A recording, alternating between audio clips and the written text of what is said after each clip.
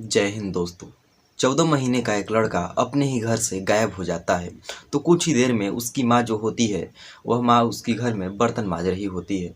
जब वो उस बच्चे की आवाज़ को नहीं पाती है, यानी कि कुछ ही टाइम में वो बच्चा हंसता या बोलता था, लेकिन बच्चे की कुछ देर से घर में आवाज़ नहीं आ रही होती है।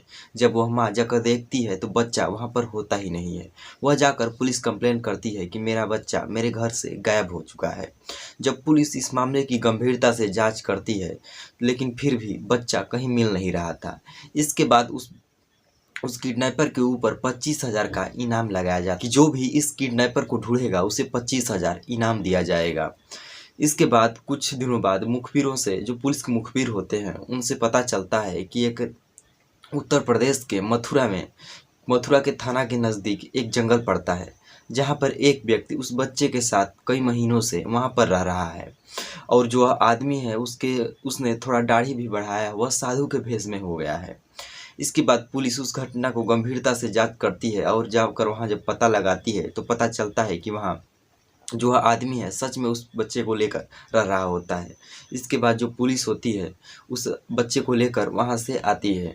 लेकिन दोस्तों, उस बच्चे में और उस जो साधु जैसा आदमी था उसमें एक ऐसा गंभीर लगाव हो गया था या ऐसा दोस्ती हो गया था कि जब पुलिस वाले उस बच्चे को उस किडनैपर से ले रहे तो वह बच्चा ज़ोर ज़ोर से रोने लगता है। आखिर उस बच्चे और उस किडनैपर में क्या संबंध थे? इस संबंध को जानने के लिए यह जो सच्ची घटना है इसको मैं आपको बताऊंगा, लेकिन इससे पहले आप जो इस किडनैपर की एक छोटी सी क्लिप है, इस क्लिप को एक बार देख लीजिए। इसके बाद हम पूरी सच्ची घटना पर बात करेंगे।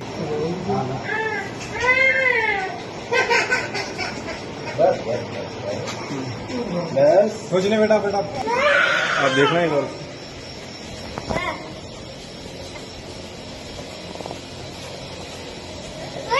दोस्तों, यह जो कहानी है यह कहानी राजस्थान की है। राजस्थान की राजधानी जयपुर में ही नज़दीकी गांव की कहानी है। जब एक माँ अपने घर में ही बच्चे को सुलाकर, यानी बच्चा जो है खेल कूद रहा होता है घर में ही, 11 महीने का बच्चा होता है, और माँ जो है घर में काम कर रही होती है।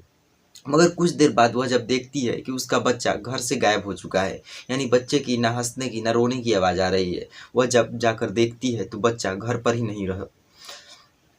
पर होता ही नहीं है। फिर वह जाती है नज़दीकी पुलिस स्टेशन में, जाकर वह कंप्लेन करती है कि मेरे बेटे को किसी ने किडनैप कर लिया है। फिर पुलिस जब उस मामले को गंभीर से जांच करती है तो सीसीटीवी कैमरे से 4 लोग निकलकर सामने आते हैं। चारों लोगों को जब पता लगाया जाता है तो चारों लोग कहीं मिल ही नहीं रहे थे। आखिरकार पुलिस जो है इस मामले में इस बच्चे को ढूंढ नहीं पाती है और उस किडनैपर के ऊपर 25,000 का इनाम लगा देती है। 25,000 का इनाम लगाने के बाद पुलिस जो है इस मामले की फिर भी गंभीरता से जांच कर रही होती है। और कुछ दिनों के बाद जब मुखबिरों से उसे पता चलता है कि जो आदमी है वह मथुरा में रह रहा है, उत्तर प्रदेश की मथुरा में, वहीं नज़दीकी एक थाना लगता है, उसी का एक गांव है। उसी गांव में वह कुटिया बनाकर वहाँ पे रहता है।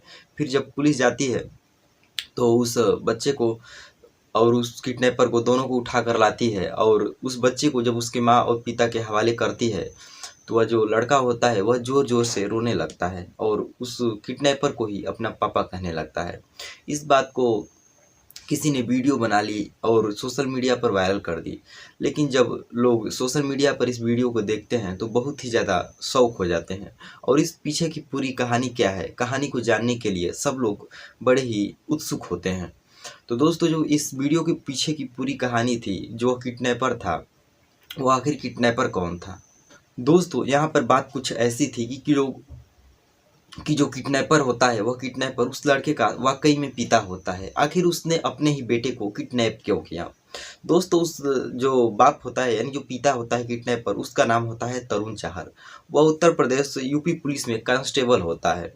और जो लड़की होती है, यानी जो उस लड़के की माँ होती है, उसका नाम होता है पूनम। दोस्तों, इन लोगों का जो शादी है, लगभग शादी को 2 साल हो चुके होंगे।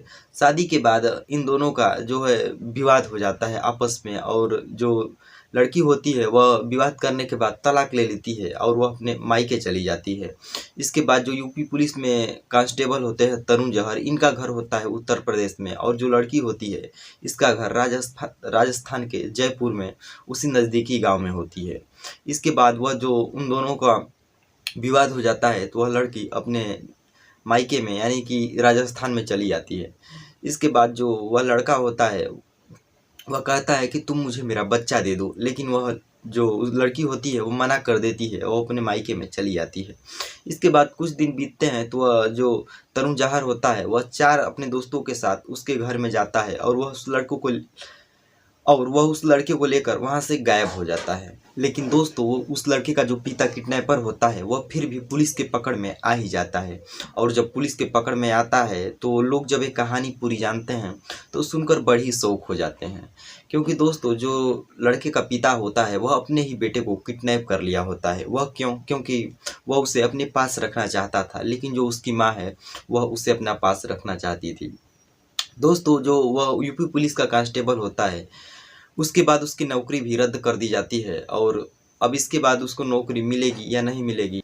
और दोस्तों इसके बाद जो वह लड़का होता है तरुण जहार यानी कि जो किडनैपर होता है, और उसने ना ही पुलिस का सहारा लिया और ना ही कोर्ट का सहारा लिया, इसीलिए उसको जेल हो गई और उसका जो पुलिस कल्चर था, पुलिस में नौकरी करता था, उसकी नौकरी भी रद्द कर दी गई। उसने ऐसी गलतियां दोहराई। अगर उसने कोर्ट का सहारा लेता, वह पुलिस का सहारा लेता, कानून का सहारा लेता, तो शायद उसकी नौकरी भी बच जाती, उसका उसे बच्चा भी मिल जाता। लेकिन उसने गलती की और उसे उसकी सज़ा भी मिल गई।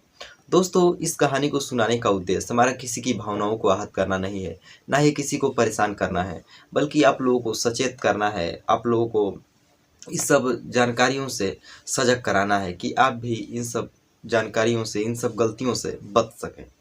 धन्यवाद। मिलते हैं किसी और बेहतर वीडियो में।